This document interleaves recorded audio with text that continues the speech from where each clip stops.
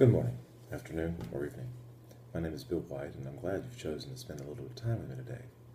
As you can no doubt fathom from the title, Ecologies of Education, a review, I'm going to offer a short video piece that examines the ways in which education is part of an overall ecological system that functions in harmony for the good of the entirety. With that said, the central purpose of this review is to reconfirm that a familiarity with the literature can help cultivate a better grasp of the ecological study of education and society, as well as fostering the capacities to relate the ecological metaphor to contemporary schooling. I hope to end with a short note on how I view ecological systems as an aesthetic whole that promotes life and purposeful meaning. The concept of ecology was brought to popular attention by Aldo Leopold in the early years of the 20th century. Leopold squarely placed human beings in a pyramid of interactions, that is, quoting now, a tangle of chains so complex as to seem disorderly. Yet the stability of the system proves it to be a highly organized structure. From the early conceptualization that focused on environmental systems, ecology, as a means to understand interaction, expanded its focus and has played a large role in addressing critical issues related to many fields, including education. In the case of education, an ecological viewpoint helps us understand educational practice and helps cultivate a holistic vantage point that goes beyond intramural explanations and explorations of schooling. An ecological view of education, in short, shatters the boundaries between the school and society and represents a fundamental avenue for exploring the complexities of social systems and the role of schooling therein. Perhaps the earliest and still best known philosopher who conceptualized society as an ecological system is Plato, who, in The Republic, outlined his thoughts on the just state and its relationship to the nature of the just soul. For Plato, society consists of an ecological whole that is constructed of three classes of individual. These are, rather famously, the guardians, the auxiliaries, and the producers. Each of these classes works to maintain a practical and important leg of Plato's ecological triangle. The guardians, or philosophers, love knowledge and truth above all, and use their wisdom to govern the city. Auxiliaries value courage and honor, and use these traits as they guard the city. Finally, the producers are soldiers and farmers, who are essentially the productive class of the city. Together, these three groups function as an ecological whole that provides all the necessary services, intellectual to manual labor, for the city. While Plato was right to suggest that human interests ultimately intersect with the good of community, the totalitarianism of Plato's just state, as Karl Popper argued in The Open Society and Its Enemies, are anti-democratic and often distasteful. Some 2,000 years later, at the beginning of the Enlightenment, philosophers began to argue against privileging one group over another, and thus commenced a long march toward equality within social and educational systems that I will, later in this review, label ecological aesthetics. While Jean-Jacques Rousseau had earlier written his Discourse on Inequality, it was not until the opening lines of his next work, of the Social Contract, that he undertook a thorough examination of man's relationship to government and society.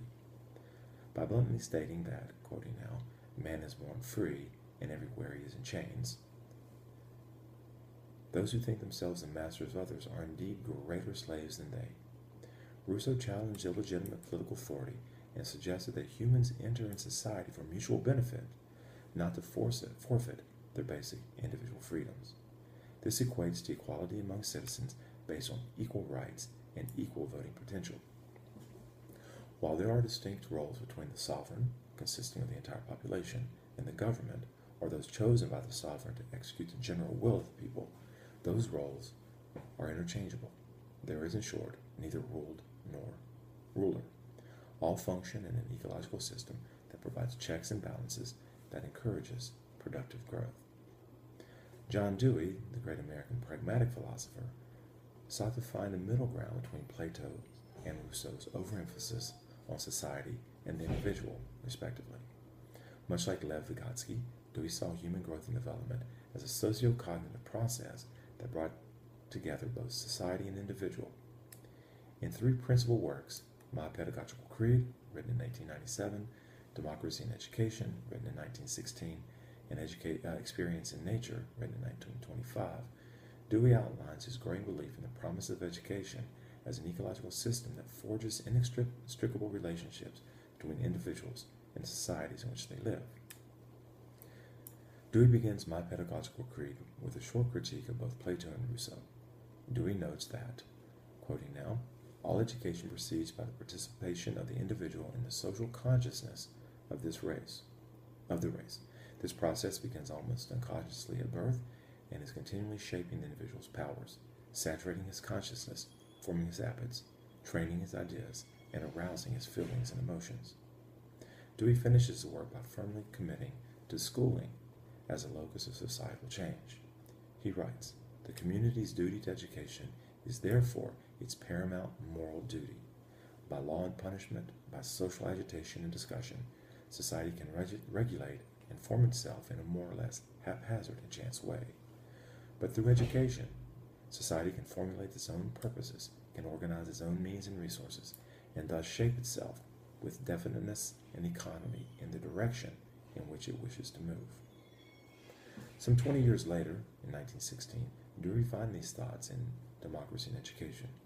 He focused on the need to bring individuals in a society into a harmonic relationship that portends a long and happy communal existence.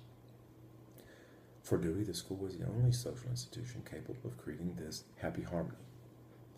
A few years later, 1925, Dewey penned Experience in Nature, a work that represents his mature thoughts about the role of schooling and learning within the society. In this work, Dewey attempted to demonstrate how links between thought and action are influenced by, and in turn, influence society. As Godfrey Smith notes, Dewey reasoned that thought is a response to one's environment and the changes that have taken or are taking place. Action, on the other hand, changes the environment, thus resulting in changing thoughts. Running through all of Dewey's thoughts is a firm belief in the power of schools to shape democratic societies and create an ecological system that provides fertile ground for the development of all. While Dewey remained a steadfast believer in the power of schools to shape society, the foundations on which Dewey based these thoughts have been eroded over time. While some earlier social theorists, including George Townes and his well-known Dare the Schools Build a New Social Order, had long questioned the relationship of schooling to apolitical teacher and student perspectives, it was not until the mid-1960s that the field of sociology of education emerged to pinpoint the failure of schools to influence larger social movements. Beginning with James Coleman's pivotal work, Equality of Educational Opportunity, the early works of Dewey and Counts gave way to research that suggested schools play only a marginal role in the proliferation of just and equitable social systems. Scholars delving into the sociology of education began to lay the foundations for a movement that would challenge schools as the primary locus of an engine for social justice and personal advancement. In short, schools were no longer seen as a conduit to the American dream. For their part, Coleman and his co-authors, commissioned by the Department of Education, generated a massive 700-plus page report on educational equality in the United States. They suggested that school funding has significantly less effect on student achievement than students' socioeconomic status and background. The report noted that while funding for predominantly white and predominantly black schools was roughly equal, achievement gaps remained. In short, Coleman and his group suggested that only by realizing that schooling is not an island, but rather a part of some larger ecological system, could the deleterious effects of social injustice be overcome. Coleman's report was, in fact, the catalyst for desegregation movements that included busing. Unfortunately, in a follow-up report in 1975, Coleman noted that the busing system had failed to achieve the expected results because white families systematically moved their children from schools subject to busing requirements. This white flight, as it became known, undermined any advantages possible from busing programs. Indeed, from an ecological standpoint, the elimination of a significant part of the larger ecosystem destabilized the overall environment, creating a chaos that has long endured and that has certainly influenced the public's view of urban schooling, as well as its perception of urban spaces. Coleman's report did lay the foundations for additional work in the sociology of education, and more importantly, the ways in which the concept of ecological systems in education needed to be expanded beyond the boundaries of the schoolyard. Following Coleman, Lawrence Crimmins, 1976, effectively repositioned schools within the educational ecology by suggesting that schools are no longer the center of American theory of education. Crimmins suggested an alternative theory that highlighted the importance of the relations of various education interactions and institutions to one another and to society at large. Crimmins labeled this alternative theory ecology of education and posited the idea that education is an amalgam of interactions that are influenced by social and cultural context. At about the same time, Bowles and Gentis produced their influential and groundbreaking work in sociology of education, schooling in capitalist America, educational reform, and the contradictions of economic life. For Bowles and Gentis, schools represent sites of cultural and socioeconomic reproduction in capitalist society. For these Marxist scholars, schooling is a hierarchical system that reinforces and concretizes social status while also acting to restrict socioeconomic mobility. This creates an ecosystem that is stagnant and in many ways self-cannibalizing. Some scholars, including Michael Apple and David Reynolds, criticize Bowles and Gentis' finding. Nonetheless, schooling in capitalist America remains an important and influential work that pushed the concept of ecology of education into new territory. The works of Crimmins, as well as Bowles and Gentis, are essentially counter-narratives to long-held beliefs that schooling is the antidote to all societal ills and serve, as Henry Giroux notes, to splinter and disturb grand stories. In some ways, this echoes the precarious nature of communities that Jean-Jacques Rancière suggests in much of his writing on communities, and which Kathleen Knight Abowitz describes as a world inhabited by diverse ideologies, religions, ethnicities, and nationalities and outcomes, a social universe characterized by pernicious inequality of educational resources and outcome. Our political society noisily brims with multiple, episodic, and occasionally chaotic emergences of the people. In considering communities as rather ephemeral, Rancière poses the possibility of ever-emerging and changing communities whose essence is becoming rather than being. In addition, these communities are formed from what Rancière calls dissensus, or protests against the hegemonic state that lead to mutations in the community that are once informed by and informing of new ways of thinking and being. According to Rancière, these communities are places of immersion, submersion, and re-immersion in a cyclic pattern that reflects the immanent needs of individuals. Perhaps the only true commonality among these precarious communities is their battle with political hegemonies that attempt to stagnate the process of the community, the process and progress of the community, by imposing their will upon otherwise functioning and evolving ecosystems. Of course, this discussion of Jacques Rancière's work is reminiscent of Paulo Freire, who, as Rodriguez and Truba note, suggests that education and politics are not inseparable in the context of political action, but the necessary and sufficient condition for creating a genuine democracy.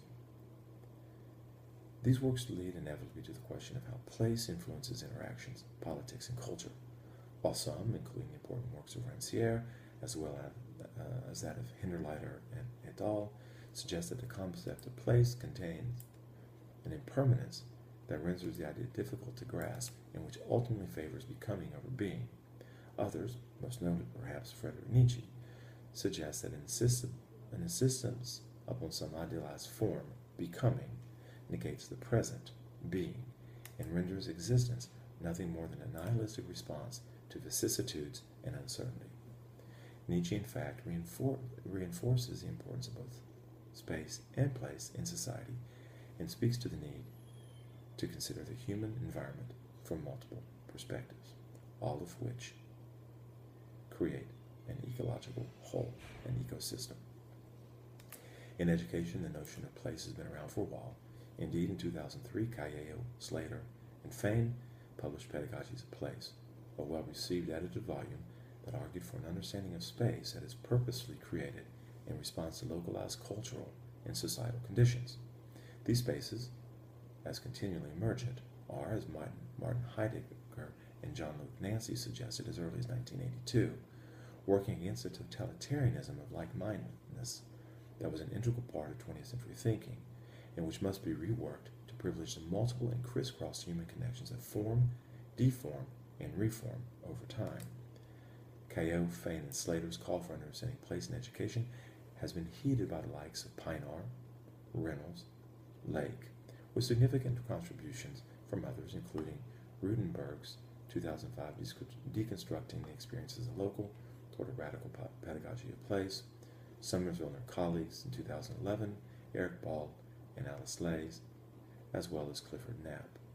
In many ways, these works erase simplistic linear views of existence and education with multi-layered narratives that privilege richly textured studies of spatial relationships, a technique that Andrew Kemp in 2013 suggests is highly effective in understanding the myriad of ways in which individuals and communities seek and find fulfillment, and which Cahill, Brialt, and White use in curriculum spaces, aesthetics, community, and the politics of place. A work that can be viewed as a holistic approach to education, conservation, and community development that uses place as an integrating context for learning and teaching.